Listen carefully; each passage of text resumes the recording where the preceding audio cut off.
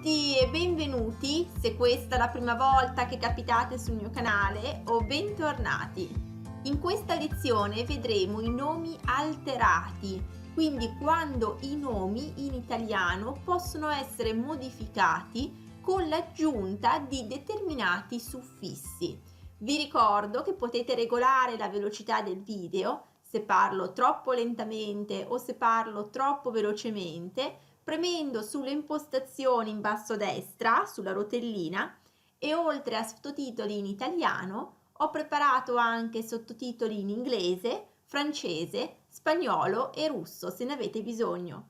In italiano i nomi possono essere modificati o alterati con l'aggiunta di particolari suffissi, vale a dire particelle che si aggiungono alla radice e che si utilizzano per esprimere sfumature, avranno sfumature diverse rispetto a questa parola originaria o primitiva. In realtà quindi si tratta solamente di sfumature sul significato e non alteriamo il significato globale, diciamo, della parola. Quindi, per esempio, se ci riferiamo a un ragazzo, possiamo dire ragazzino, ragazzetto, ragazzotto, ragazzone, ragazzaccio, ma in realtà ci riferiremo sempre a un ragazzo, quindi la qualità principale, comunque il significato principale è quello di un ragazzo, ma diamo a seconda dei suffissi che utilizziamo una sfumatura diversa, d'accordo?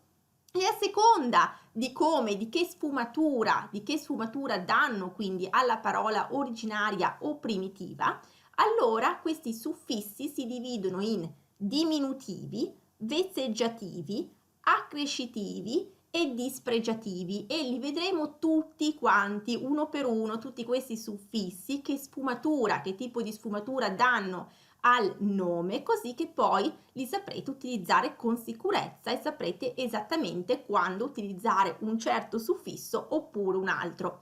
Ed è una cosa molto importante da osservare che tutti questi suffissi hanno una qualità emotiva, una qualità soggettiva molto importante, quindi a seconda a volte del tono che utilizziamo con questi suffissi, allora prendono una sfumatura diversa. Comunque lo vedremo tutto appunto in questa lezione.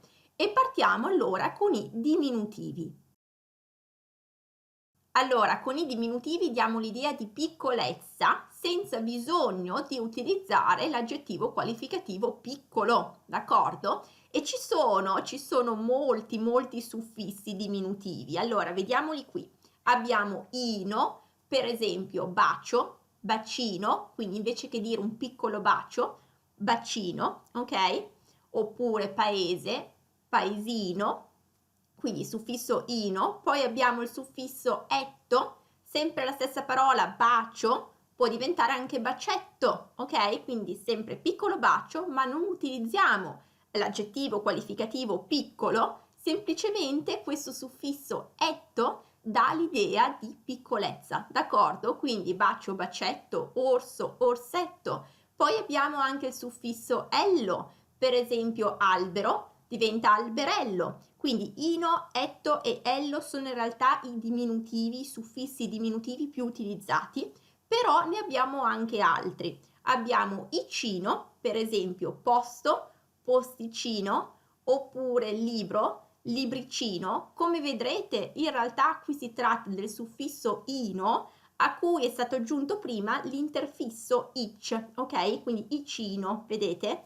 Oppure olino la stessa cosa, abbiamo il suffisso ino e prima abbiamo l'interfisso ol, quindi per esempio piccolo diventa piccolino, oppure topo, topolino. Poi abbiamo anche il suffisso icello, quindi per esempio campo diventa campicello, oppure vento diventa venticello, quindi ancora una volta il suffisso ello a cui è stato aggiunto l'interfisso ic, ok? E poi abbiamo etino, quindi qui ancora è la combinazione di etto e ino, quindi etino, foglio, fogliettino, per esempio, scarpa, vedete scarpa, teoricamente abbiamo scarpa, scarpetta e scarpettina. Stessa cosa in realtà foglio, foglietto, fogliettino, quindi etto e ino insieme, d'accordo?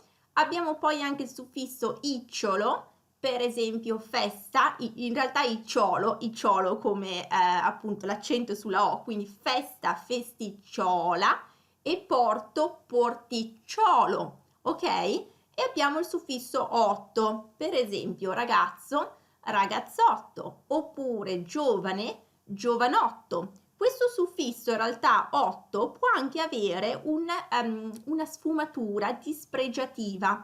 Per esempio se lo utilizziamo con semplice, semplice, sempliciotto, in realtà in questo caso ha un valore dispregiativo, perché una persona che è una sempliciotta, una persona sempliciotta, un sempliciotto, è una persona piuttosto ingenua, anche un po' rozza, un po' ignorante, ok? Quindi 8 proprio a seconda del contesto, a seconda della parola anche con cui e del tono della nostra voce può avere sia valore diminutivo sia valore dispregiativo. E poi il suffisso 8 può anche essere utilizzato per certi cuccioli di alcuni animali, come per esempio la tigre. Il cucciolo della tigre è chiamato tigrotto, e poi la lepre, il cucciolo della lepre è chiamato leprotto, e il passero, non si dice cucciolo del passero, in realtà comunque chiamato passerotto, d'accordo? E tra l'altro mi chiederete, ma come facciamo a sapere quale suffisso utilizzare per determinati nomi? In realtà è questione proprio, è scritto sul dizionario, non c'è una regola particolare e alcuni nomi alterati non possono avere certi suffissi, devono avere solo determinati. Per esempio piccolo non possiamo dire piccolotto, d'accordo? Diciamo piccolino, piccoletto, ok? Ma insomma non c'è proprio una regola specifica, semplicemente bisognerà guardare sul dizionario e poi la pratica, anche l'uso quotidiano, poi vi indicheranno anche che tipo di suffisso utilizzare. E poi anche non tutti i nomi possono essere alterati, e appunto il dizionario vi indicherà nella voce specifica di un certo nome se è possibile alterarlo e quali sono le alterazioni disponibili, d'accordo? Allora, adesso passiamo ai nomi vezzeggiativi.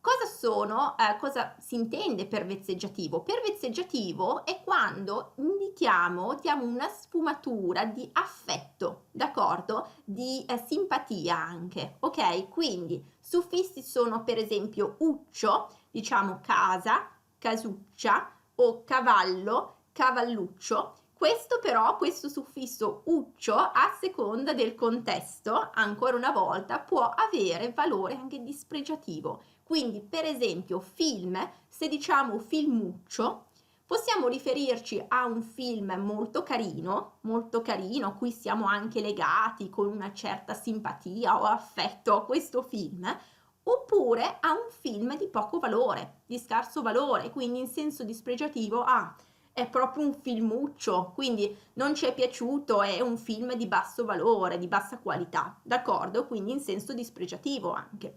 Poi abbiamo il suffisso uzzo, uzzo è semplicemente una variazione da uccio, per esempio, comunque utilizzato meno di uccio, per esempio pietra, pietruzza, d'accordo? E poi abbiamo il suffisso acchiotto, per esempio orso, orsacchiotto, ok?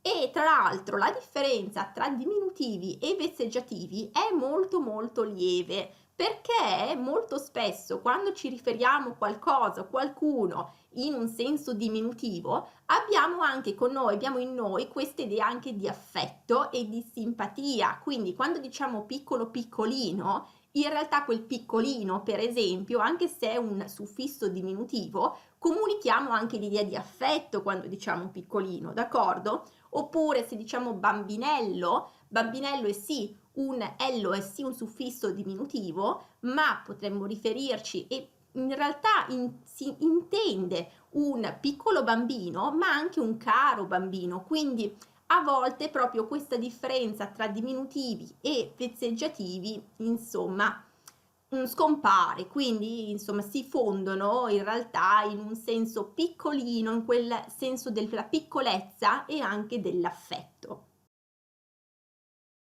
E poi abbiamo gli accrescitivi che comunicano l'idea di grandezza senza dover utilizzare l'aggettivo grande, ok? Per esempio, il suffisso più utilizzato tra gli accrescitivi è one, quindi per esempio abbiamo pigro che diventa pigrone, quindi invece che dire un grande pigro, diciamo pigrone. Stessa cosa per libro, librone, invece che dire un grande libro è un librone, d'accordo? E abbiamo anche il suffisso acchione che lo utilizziamo per lo più con una connotazione ironica, per esempio matto, mattacchione, oppure furbo, furbacchione, quindi un grosso, una persona che è molto matta, d'accordo? E una persona che è molto furba, quindi un grosso furbo anche, ok? Furbacchione, però qui questo acchione ancora una volta può avere anche senso dispregiativo o addirittura un senso vezzeggiativo, quindi se diciamo un mattacchione,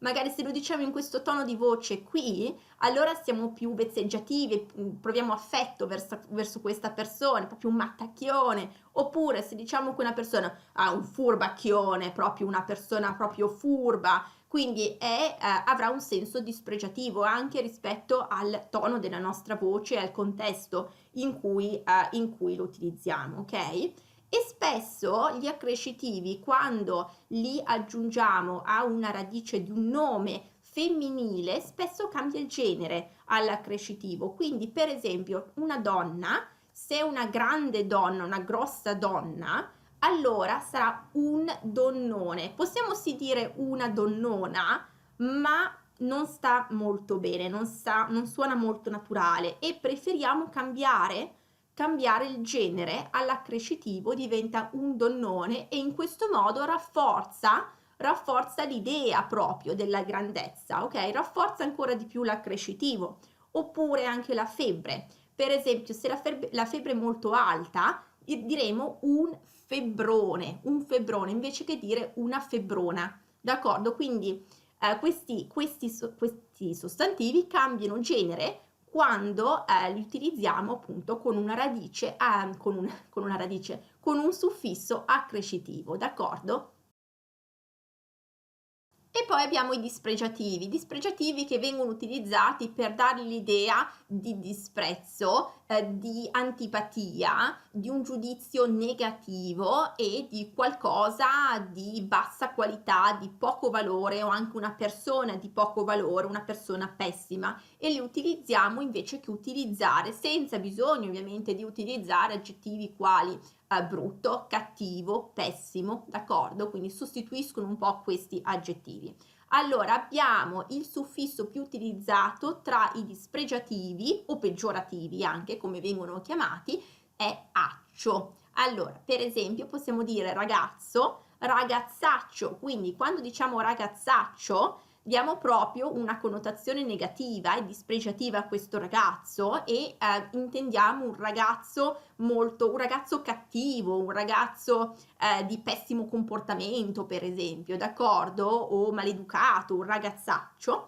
Abbiamo per esempio libro, libraccio, oppure libraccio più magari un libro di poca qualità o di scarso valore, d'accordo? Oppure povero, poveraccio. Poveraccio qui una connotazione più morale, per esempio una persona poveraccia è una persona in realtà anche qui non molto buona verso gli altri, in realtà una persona a volte molto avara, anche non gentile, non di insomma buoni modi verso gli altri. Poi abbiamo il suffisso astro, per esempio poeta, poetastro. Se diciamo poetastro diremo che è un poeta, in realtà diamo l'idea che è un poeta di scarso valore, d'accordo? Oppure politico, politicastro. Abbiamo poi meno utilizzati questi due suffissi ucolo e iciattolo. Allora, ucolo, per esempio maestro, maestrucolo, oppure professore, professorucolo. E poi iciattolo lo utilizziamo specialmente con mostro, diciamo mostriciattolo, d'accordo? E Tra l'altro, come avevamo visto anche, questi suffissi uccio e otto, vi ricordate, li avevo menzionati, 8 con i diminutivi, che può avere anche quel semplice sempliciotto un valore dispregiativo, e anche uccio tra i vezzeggiativi, che a seconda del contesto, a seconda proprio anche della parola con cui li utilizziamo, uccio può anche avere, oltre a valore vezzeggiativo, valore dispregiativo, quel filmuccio, ecco. E niente, comunque il più utilizzato è accio. E un ultimo appunto, alcuni nomi nel diventare alterati cambiano in parte la radice. Questi sono per esempio uomo, che se diciamo un piccolo uomo diremo omino, vedete, cambia la radice da uom, diventa om, ok? Omino, ometto, omuccio, omone o omaccio, ecco, se vediamo tutti gli alterati che questo uomo può avere. Oppure anche cane, cambia leggermente la radice, quindi cane diventa cagnolino, oppure cagnone in un accrescitivo e cagnaccio nel dispregiativo, d'accordo? E quindi concludiamo questa lezione per oggi, una lezione molto densa, in realtà tantissimi suffissi qui da ricordare, e fatemi sapere comunque com'è andata, se è tutto chiaro, se anche il video vi è piaciuto, ecco, sono curiosa di sapere anche nei commenti, e fatemi sapere se nella vostra lingua esistono questi tipi di suffissi diminutivi, accrescitivi, vezzeggiativi, dispregiativi, che alterano un po' questa sfumatura, la sfumatura che danno la parola, quindi fatemi sapere se se sono utilizzati nella vostra lingua. E niente, allora, se il video vi è piaciuto poi mettete un like, così che mi aiutate a spargere la voce e a raggiungere più persone con questo contenuto, e considerate iscrivervi al canale ed attivare la campanella delle notifiche per non perdere nessun nuovo episodio. Allora vi auguro una buona giornata, un buon proseguimento, continuate a seguirmi e alla prossima. Ciao ciao!